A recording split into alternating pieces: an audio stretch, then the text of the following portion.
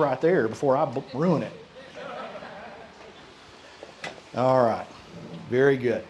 All right. Again, it is so good to have you all with us. If you're a visitor and this is your first time. Get this out of your way. Oh, yeah. Yeah, I might not need all those pedals. If this is your first time visiting with us, we just want you to know you're so welcome to be here, and we're so glad you're here. Absolutely. Welcome, visitors.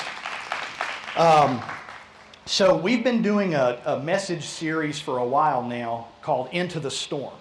And we're looking at different storms in the Bible and the way the Lord used those storms to teach us things. He was teaching people in the Bible those things, but there are things that can apply to us. And so we're going to go through one of those famous stories today of Jesus walking on the water. Now, you all have heard that story, and I'm sure our children's classes go over that story all the time. But like so many of the Bible stories, there is a much deeper meaning here. If we do not understand the political and historical events that were happening during this time, it's really hard to understand the full weight and gravity of what Jesus was trying to teach them here. So we're going to get started, and several of the Gospels talk about this story, but we're going to look specifically at Matthew this morning and make reference to some of the others throughout. But Matthew 14, if you have your Bibles with you, you'd like to look at, we'll also have the verses up here on the screen. But Matthew 14, we're going to start in verse 22. So it says, immediately Jesus made the disciples get into the boat and go ahead of him to the other side, while he dismissed the crowd. Well, this is where the story starts, but it doesn't tell us directly in that section, why was there a crowd? Does anybody know why there was a crowd there? This is the famous story beforehand where Jesus fed the 5,000. Remember that story? He had been there speaking in this very remote place. It got time for them, everybody got hungry and they were needing to eat. And so they looked at, the disciples came and said, hey, the people are really hungry. There's got to be something we can do. We're going to have to send them all out so they can find food. And they're like, there's no place out here for them to find food. So Jesus takes the 5 loaves and 2 fish, and he blesses them, and he breaks them, and he feeds 5,000 men plus their families, and there's leftovers. So a tremendous miracle that we just see. And we're going to get back to the response of those people in just a second, because that's important. But we're going to go back in time a little bit more. And we're going to ask the question, why were they there for this feeding of the 5,000 in this remote area? If they were going to stage this great revival meeting, why didn't they do it in places that had great restaurants and an interstate and hotels, like we do conference centers? But that's the reason why is because Jesus had come there with the disciples, not for the intent of some great revival service. He was there to mourn the loss of his cousin, John the Baptist, who had been beheaded by Herod. And you go, wait a minute, Herod, isn't that the guy that tried to kill Jesus when he was a baby? Well, close, but it's not the same Herod. The Herod that tried to kill Jesus was Herod the Great, which, as you could probably imagine, he probably gave himself that name. But Herod the Great was the father. Herod had 3 sons, and one of those sons' name was Herod Antipas. And this Herod Jr. was the one that we're talking about in this story. Now, Herod was the singular king of Israel. But when Herod died, the Romans who were occupying the area, they decided that they wanted to destabilize Israel a little bit more and to keep them from rising up and causing trouble and trying to overthrow the Roman rule. So they divided the kingdom into 3 kingdoms. And they, instead of having a king, some people still referred to them as king, but they were like governor princes, is what they were, the title that they had, a governor prince. And this Herod Antipas was the governor prince of this Galilee region where a lot of Jesus' ministry happened. And so if we look at this and we say, well, but why does John the Baptist get killed by Herod?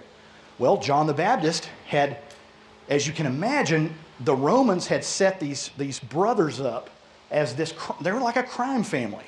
If you think about it in terms of today, They were very corrupt, and the Romans could feed them money and keep them occupied with all of that, them gaining riches, and they'd all fight with each other to see who could make the most money out of the people, and they would not unite and try to overthrow the Romans. So the Romans saw this as an opportunity to take these guys that were on the payroll and put them over these kingdoms. Well, with that, though, comes the fact that the Jews were very religious people with very strong traditions.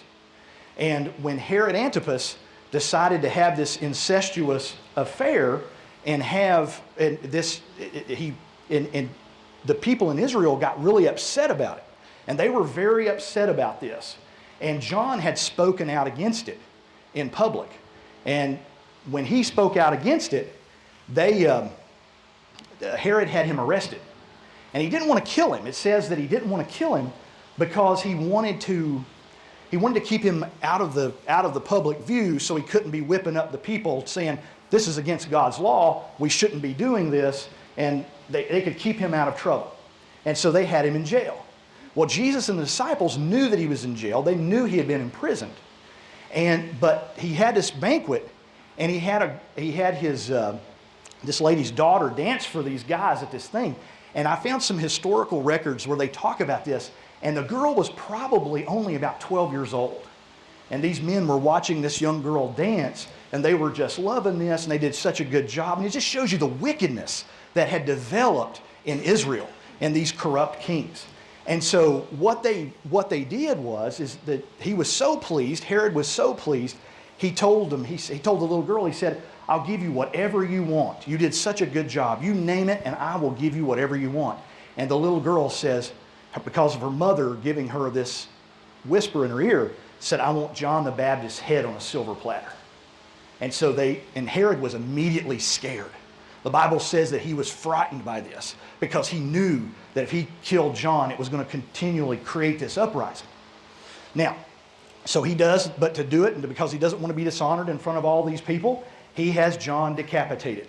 And sure enough, they bring his head into this and all this. His disciples come and get his body. Well, you may say, well, what does this have to do with Jesus walking on the water? Well, you have to understand that as we get on into this story, that the people are in an uproar anyway. The Romans are nervous. The Jews are nervous. And if we look at John 6, 14 through 15, when Jesus got done feeding the 5,000, this is what was said. So this is John chapter 6, verses 14 and 15. This is John's account of the same situation. In verse 14 he says, after the people saw the sign Jesus performed, they began to say, surely this is the prophet who has come into the world.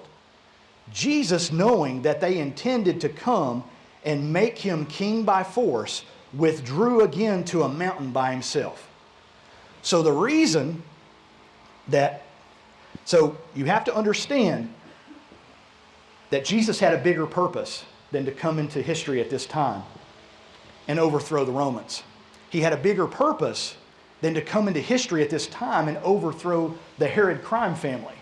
He had reasons to be there that were far greater. We're going to talk about those in a minute. But it's very interesting if you look at this scripture, Jesus knew what was about to happen.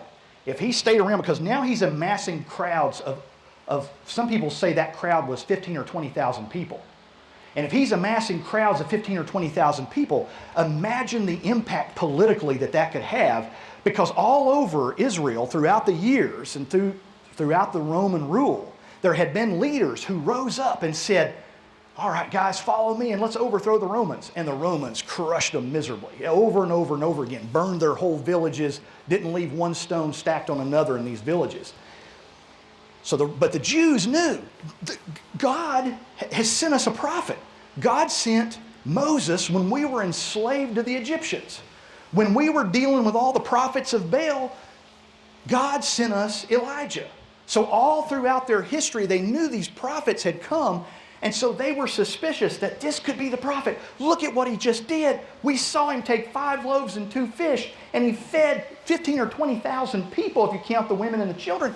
And now he's got all of this going on. This is the guy. This is the guy who's going to lead us to overthrow Herod, and is going to then unite the 3 kingdoms, and then we're going to overthrow Rome.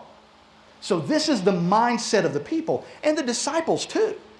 So Jesus is recognizing this and processing it. And he has to get to a point to where he can now say, I've got to get their vision back where it needs to be.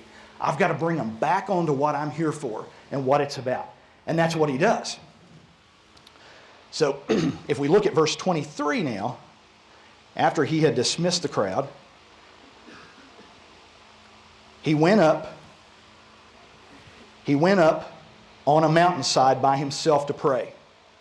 Later that night, he was there alone. Now, think about this. What do you think he was there talking about? What do you think he and the Father were talking about in that situation? Have you ever thought about that? When Jesus got alone, what did he pray about? We see some of those prayers. The Bible shows us some of them. But on this one, we don't know. But I would beg to make the argument that it's about, Lord, Father, how can I make them see who I am? How can I make them see what I'm here for? That I'm not just a prophet. I'm not Moses. I'm not Elijah.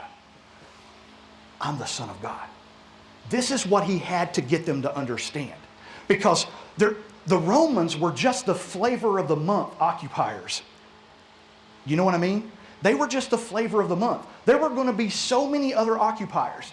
They had already had the Egyptians and the Babylonians and the Assyrians and then the Romans, and then they're going to end up, even in modern times, the Nazis. And now Israel's being bombarded by Hezbollah and stuff through Iran. So there's all of this stuff that's going on, and this is always going to be. And Jesus was bigger than just a prophet. But if we read there in John where they said, this is a prophet. So they knew their vision wasn't big enough for what he was going to be doing. So as we go on in this journey of us exploring what Jesus did here in verse 24, and the boat was already a considerable distance from the land, buffeted by the waves because of the wind that was against it. Now, this is where we get to the storm, and why we say that this is one of our into the storm moments. Storm that was happening. Now, the thing that's so interesting about this is the guys in the passage, they're actually doing it. So earlier, my previous message that we did on this is when Jesus was asleep on the boat, and they all panicked and said, Master, don't you care that we're all about to die? Remember that? So that's where they've come from, and that's where we're going to see them compare this to. So now they're on this next boat in the storm, and I could just hear them.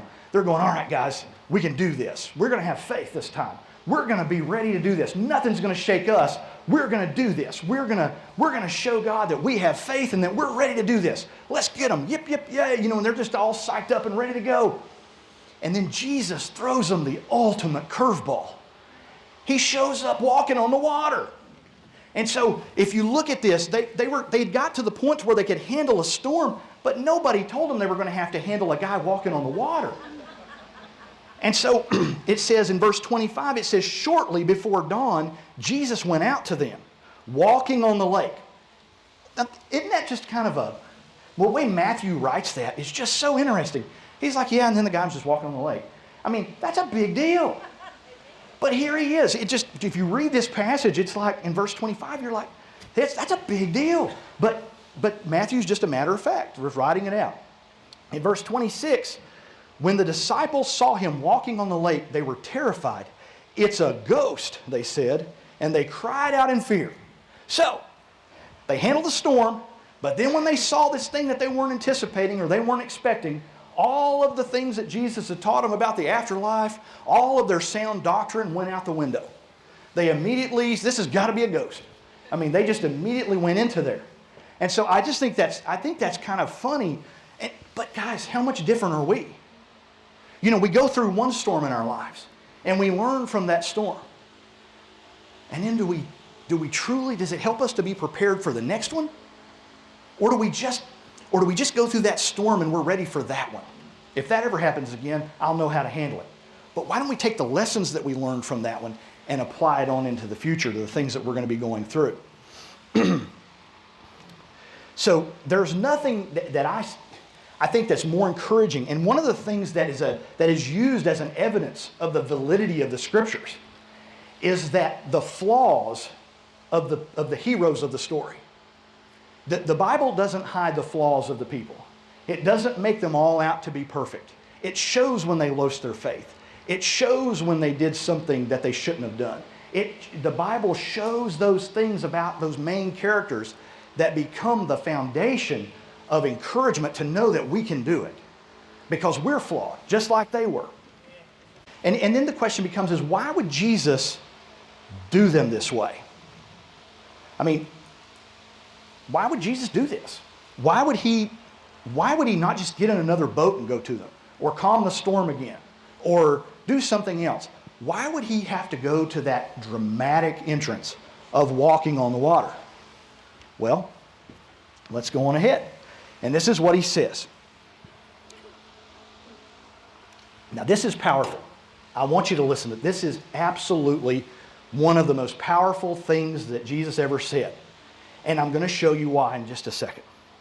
But he says, "But Jesus immediately said to them, 'Take courage, it is I, don't be afraid.'"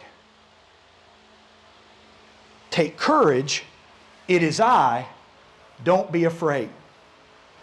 In Greek, that phrase right there in the middle, that right there, it is I.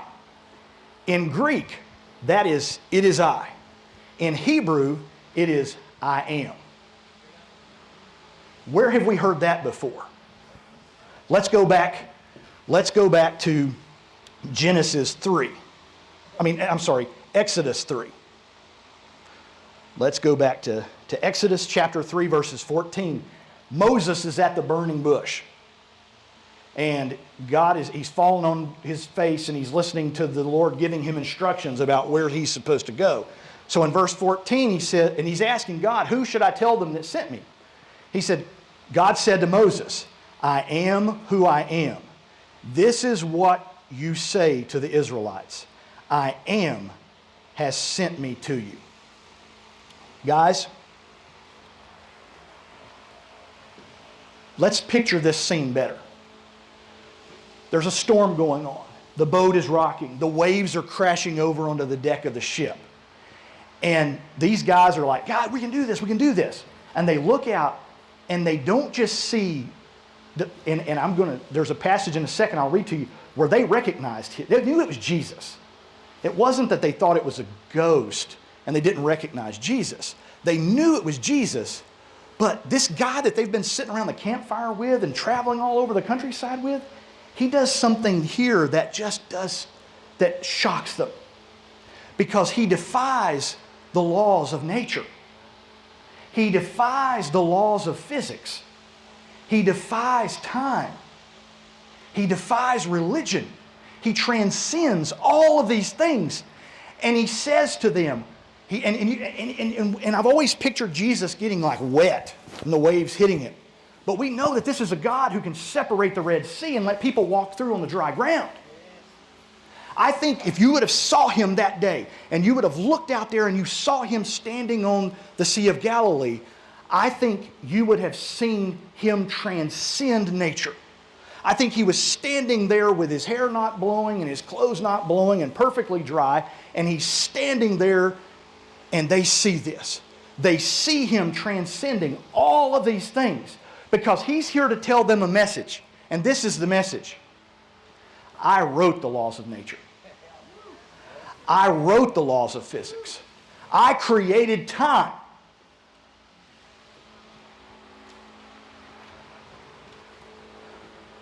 I created everything.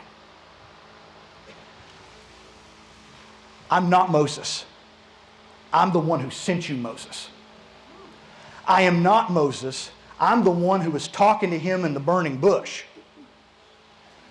I am not Elijah, but I'm the one that sent down the fire and consumed the sacrifice. That's what he's telling the disciples. Because if there was anybody in the world who needed to get this, to truly get that he wasn't just a prophet, that he was the Savior, that he was the perfect Lamb, that he was there to fulfill, not take care of the flavor of the month oppressor, but he was there to overthrow the penalty of sin that man got in the garden. He was there to overthrow that. He was there to reestablish the relationship between God and man through his perfect sacrifice. That is why he was there.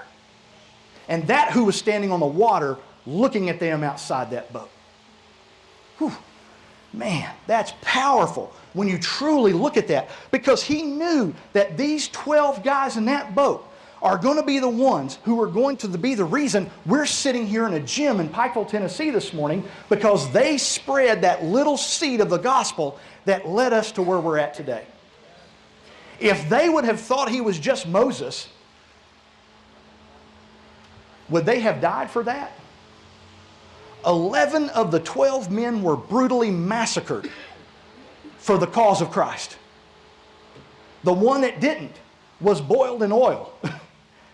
He almost died. Those 12 men were the seed of the kingdom. And he told them that in the last message. He said, you're the seed that is going to spread my kingdom. And they had to understand it. They had to get it. So he pulled the veil back and he said, this is who I am. And he showed them the power of what he was and who he was. And he basically used the line from Exodus, which they all studied and memorized and knew. And he showed up and he used that line from Exodus. He said, I am is standing before you. Isn't that powerful? So,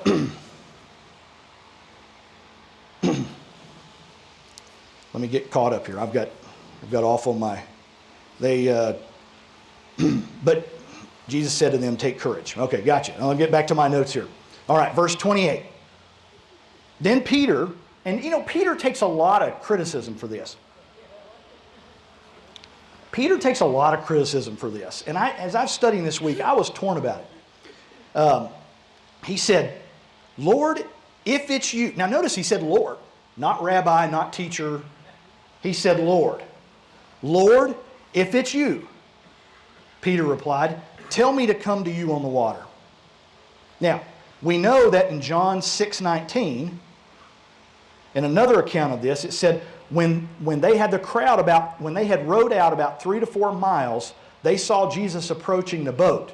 So they saw Jesus walking on the water and approaching the boat. John's account says they recognized who he was. So it wasn't that they didn't recognize who he was. It was this statement of I am. If you're truly I am, if you're who talked through the burning bush, if you're who sent the fire down for Elijah, if you're the perfect lamb that was talked about all throughout the Old Testament, or in the Torah, what they would have called it, said if you're that lamb, that perfect sacrifice that was coming, ask me to come out onto the water. Then Peter got down out of the boat, walked on the water, and came towards Jesus. Now, this is where I say Peter takes a lot of criticism for this. But Peter's the only one who got out of the boat. Peter's the only one who got out of the boat. He's the only one. Did anybody else doubt? Yeah. They probably all had the same doubt. But Peter stepped out of the boat. He stepped out of the boat in faith with the Lord, and the Lord said, come. And he stepped out of the boat.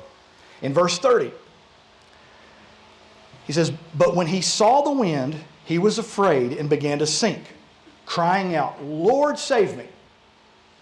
So that's where I've heard a lot of preachers over the years go, yes, we don't need to be like Peter, because Peter didn't have faith. We need to keep our eyes on Jesus, and if we keep our eyes on Jesus, we won't sink. But that's not how it works a lot of times. Our faith struggles. We struggle. We see things. We get hurt. We see the waves and the winds crashing around us. We have illnesses and divorces and all of these horrible things that happen in our daily lives. And when those things start to happen, it's very easy to take and lose faith. And if we don't have examples like Peter We sometimes go, this religion thing must just not be for me because I see all these great people who do all these great things and they never have dirt on their feet and they're perfect. But that's not the message. The message is God takes broken, imperfect people and uses them for His purpose. And what is His purpose? Is to expand His Father's kingdom.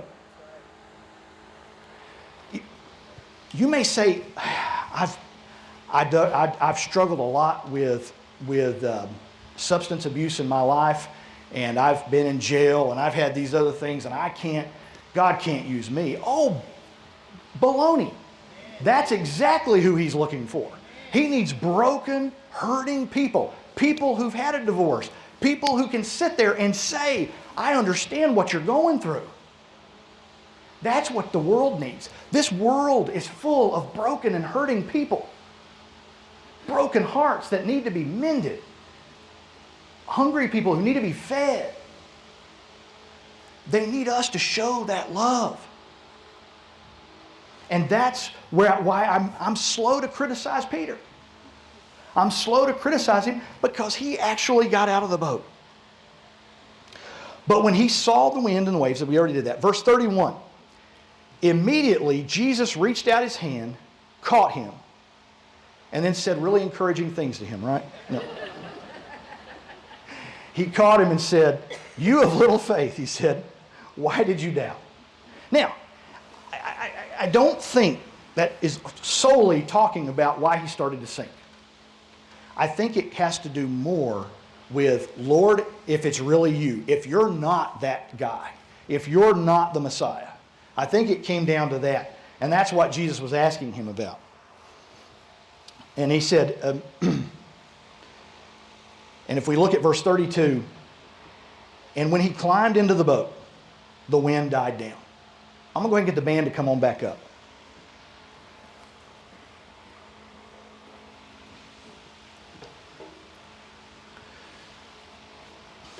Let Jesse have his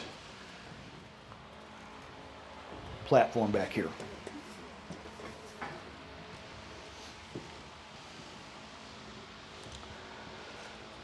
And when Jesus got back in the boat, the wind died down. So He calmed the storm for them again. Then those who were in the boat worshiped Him, saying, truly, you are the Son of God. Notice that. Where did they refer to Him all throughout this time? Rabbi, all these other things, teacher, these different things. This was their aha moment that the Lord created for them. This is the aha moment where the disciples went, oh, wait a minute. We're not just following another prophet. Jesus is not just another in the long line of prophets that have come here to rescue His people from oppression. Jesus didn't come to overthrow Herod. Jesus did not come this time to overthrow the Romans. He could have. Could He have not? Oh yeah. I mean, you have to understand, this is the one who created the Romans. This is the one who holds them together at the atomic level. He could have just made them disintegrate if He wanted to. The Romans were not an issue for Him. What was the issue for our Lord was you. He came into this world for you. To rescue you from the oppression of sin. Not the oppression of the Romans. Because think about Caesar and where he's at now. He's on a little pizza company. Right?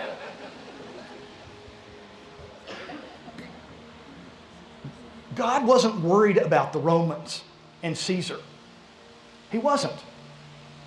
Now, does that mean He doesn't care about your day-to-day struggles? That is not the case. Because if you read the story of the 5,000, it says He had compassion on them. And He started healing them and taking care of their needs. So it doesn't mean that He doesn't care about what you're going through in your daily life. It doesn't mean that your struggle and the thing you're concerned about today is too little for this great big God. That's not the case. But think about how wonderful that makes Him. How amazing that makes Him. that the God who created the universe, the God who brings empires up and tears them down, cares about your anxieties and fears. That's who you serve. And that's why he came. And that's what they needed to realize. That's what the disciples had to grasp. If they were going to spread this message, if they were going to let the world know the good news of the gospel, that you no longer are in bondage to it. If you accept that, what Jesus has done for you, you accept that simple gift, free of salvation, admitting that you're a sinner, believing that Jesus died for you and he was put in the grave and 3 days later he rose. If you accept that, the greatest oppression the world has ever seen can be overthrown in your life. Isn't that beautiful? Isn't that amazing? Guys, don't leave here today. Don't leave here today without knowing that you have that taken care of. He loves you.